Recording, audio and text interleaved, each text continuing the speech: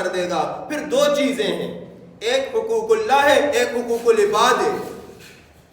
حقوق اللہ تو اللہ رب العزت معاف کر دے گا، لیکن حقوق العباد جو بندوں کے حق ہیں ہم پر، اس پر معافی نہیں ہوگی جب تک کہ وہ بندہ ہمیں معاف نہیں کرے گا۔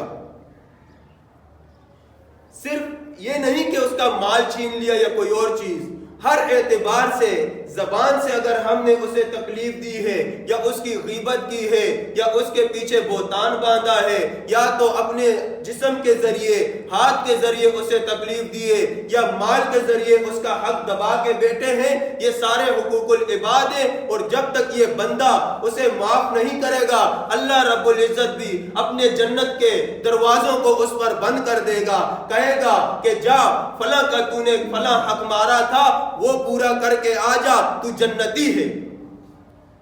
آج میں اور آپ اس غلطی میں بہت زیادہ مبتلا ہیں۔ ہم دنیا سے ایسے جائیں کہ 1 روپیہ بھی کسی کا یا ایک بات بھی کسی کی ہم پر حق نہ رہے۔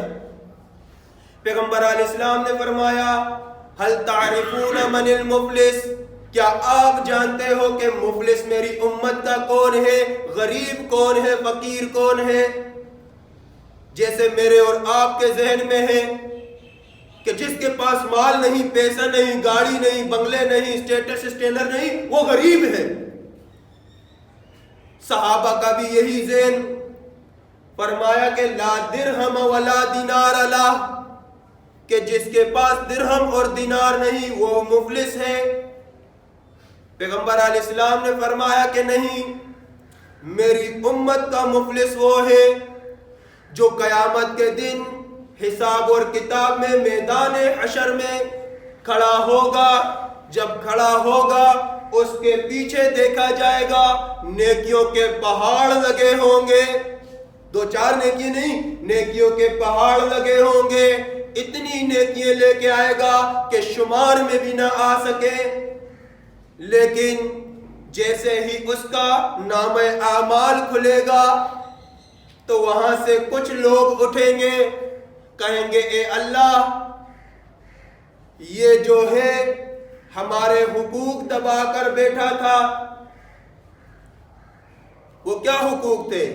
شتم ھذا او اکل مال ھذا، اس نے کسی کو گالی دی ہوگی، برا بلا کہا ہوگا، او اکل مال ھذا، یا کسی کا مال غصب کر کے ناجائز طریقے سے بیٹھا ہوگا۔ اللہ رب العزت کیا کرے گا کہ اس کی یہ جو نیکیاں ہیں اس میں سے جتنا حق ان کے اوپر ہے اتنی دیتے جاؤ۔ اسی طرح جب وہ پہاڑ نیکیوں کے لے کے آیا، اس کی یہ نیکیاں تقسیم کی جائیں گی اس کے حقوق کی وجہ سے۔ اتنے لوگ ہوں گے کہ وہ پہاڑ ختم ہو جائیں گے، لیکن اس کے اوپر بندوں کے پھر بھی بعض حقوق رہتے ہوں گے۔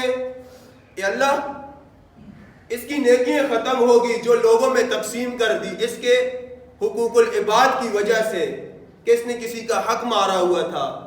اب کیا کریں؟ اس کی تو نیکیاں ختم ہوگی۔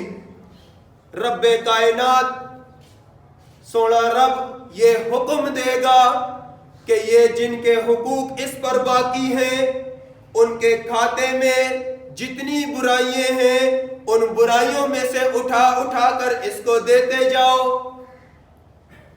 یوں دیا جائے گا۔ پھر یہ لے کر نیکیوں کے پہاڑ آیا تھا، جب پیچھے دیکھے گا برائیوں کے پہاڑ لگے ہوئے ہیں۔ پیغمبر علیہ السلام نے فرمایا میری امت کا مفلس یہ شخص ہوگا جو لے کر نیکیوں کے پہاڑ آیا تھا، آج برائیوں کے پہاڑ اس کے کھاتے میں آ گئے۔ کس وجہ سے؟ کہ لوگوں کے حقوق اس پر تھے۔ آج میں اور آپ، ہمارا معاشرہ اس میں بڑی کمی کرتا ہے اور اس کی طرف توجہ ہی نہیں۔ تو اسی لیے ہمیں چاہیے، چاہے کمپنی کے اندر ہو، گھروں کے اندر ہو، جہاں کہیں بھی ہو، جس کا جو حق ہم پر باقی ہے وہ اسے دے دے اور